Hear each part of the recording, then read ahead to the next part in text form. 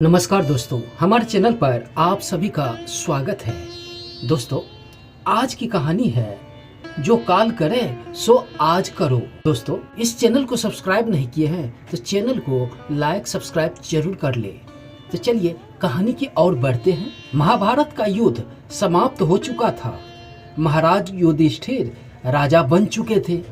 अपने चारों छोटे भाइयों की सहायता से वह राज चला रहे थे।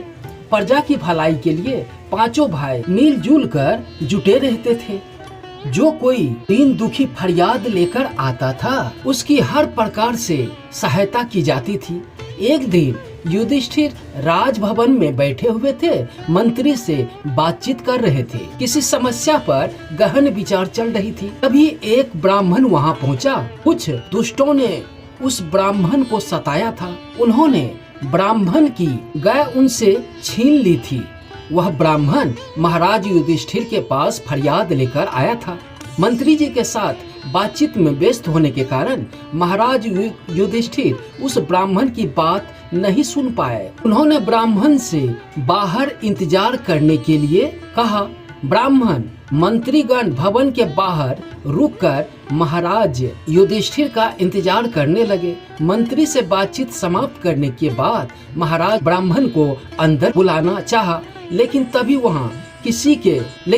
वहां किसी अन्य देश का दूत पहुंच गया। महाराज फिर बातचीत में उलझ गए। इस तरह एक के बाद एक कई महानुभाव से महाराज युधिष्ठिर ने बातचीत की। अंत में सभी को निपटाकर जब महाराज भवन से बाहर आए तो उन्होंने ब्राह्मण को इंतजार करते हुए पाया। काफी थके होने के कारण महाराज युधिष्ठिर ने उस ब्राह्मण से कहा, अब तो मैं काफी थक चुका हूँ, आप कल सुबह आइएगा, आपकी हर संभव सहायता की जाएगी। इतना कहकर महाराज अपने विश्राम करने वाले भवन की ओर बढ़ गए।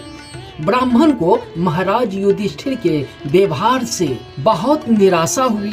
वह दुखी मन से अपने घर की ओर लौटने लगा। तभी वह मुड़ा ही था कि उसकी मुलाकात महाराज युधिष्ठिर के छोटे भाई भीम से हो गई। भीम ने ब्राह्मण से उसकी परेशानी का कारण पूछा। ब्राह्मण ने भीम को सारी बात साथ ही वह भी बता दिया कि महाराज ने उसे अगले दिन आने के लिए कहा है। ब्राह्मण की बात सुनकर भीम बहुत दुखी हुआ।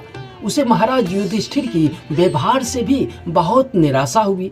उसने मन ही मन कुछ सोचा और फिर द्वारपाल को जाकर आज्ञा दी, सैनिक से कहो कि विजय अवसर पर बजाए जाने वाले नगाड़े बजाए जाए। आज्ञा का पालन हुई। द्वारों पर तैनात सैनिक ने विजय के अवसर पर बजाए जाने वाले नगाड़े बजाना शुरू कर दिए। महाराज युधिष्ठिर ने भी नगाड़ों की आवाज सुनी। उन्हें बड़ी हैरानी हुई। नगाड़े क्यों बजाए जा रहे हैं, यह जानने के लिए वह अपने विश्राम कक्ष से बाहर आए। कक्ष से बाहर निकलते ही उनका सामना भीम से हो गया। उन्होंने भीम से पूछा कि विजय के अवसर पर बजाए जाने वाले नगाड़े क्यों बजाए जा रहे हैं? हमारी सेनाओं ने किसी शत्रु पर विजय प्राप्त की है क्या? भीम ने नम्रता से उत्तर दिया, महाराज, हमारी सेनाओं ने तो किसी शत्रु पर विजय प्राप्त नहीं की है, तो फिर ये नगाड़े क्यों बज रहे हैं?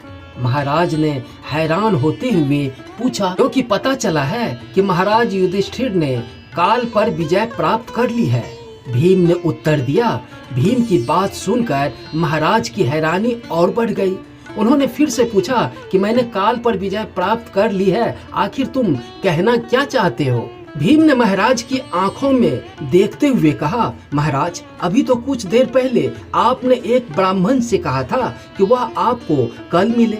इससे साफ जाहिर है कि आपको पता है कि आज आपकी मृत्यु नहीं हो सकती। आज काल आपका कुछ नहीं बिगाड़ सकता। यह सुनने के बाद मैंने सोचा कि अवश्य अपने काल पर विजय प्राप्त कर ली होगी, नहीं तो आप उस ब्राह्मण को कल मिलने के लिए न कहते। यह सोचकर मैंने विजय के अवसर पर नगाड़े बजाने की आज्ञा दी थी। भीम की बात सुनकर महाराज युधिष्ठिर की आंखें खुल गई। उन्होंने अपनी भूल का पता भी चल चुका था, तभी उन्हें पीछे खड़ा हुआ ब्राह्मण दिखाई दे गया। उन्होंने उनकी बात सुनकर एकदम से उनकी सहायता का आवश्यक प्रबंध करवा दिया। दोस्तों, हमारे अंदर एक बहुत बुरी आदत है कि काम को टाल देने की। अपनी इसी आदत के कारण हम कभी भी अपने बनते हुए कामों को बिगाड़ बैठते हैं, जिससे हमारी बड़ी हानि हो जाती है और कभी कभी तो अपने मंजिल पर पहुंचने से पहले अपने मंजिल पर पहुंचते पहुंचते रह जाते हैं। जो काम हमें आज करने हैं वह कल भी उतने ही महत्व के रहेंगे। यह नहीं कहा जा सकता है कि परिस्थिति क्षण क्षण पर बदलती रहती है और उनके अनुसार पिछड़े हुए कार्यों का कोई महत्व नहीं रह जाता।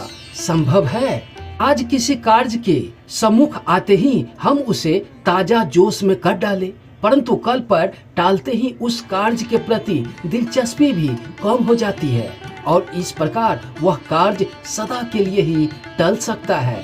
जिस व्यक्ति में टाल मटोल का यह रोग लग जाता है वह अपने जीवन में अनेक काम नहीं कर पाता है, बल्कि उनके सब काम अधूरे पड़ जाते हैं। यद्यपि ऐसे लोग हर समय व्यस्त दिखाई पड़ते हैं, फिर भी अपना काम पूरा नहीं कर पाते हैं। कामों का बोझ उनके सिर पर लदा रह जाता है। उससे डरते हुए कामों को धकेलने की कोशिश करते रहते हैं।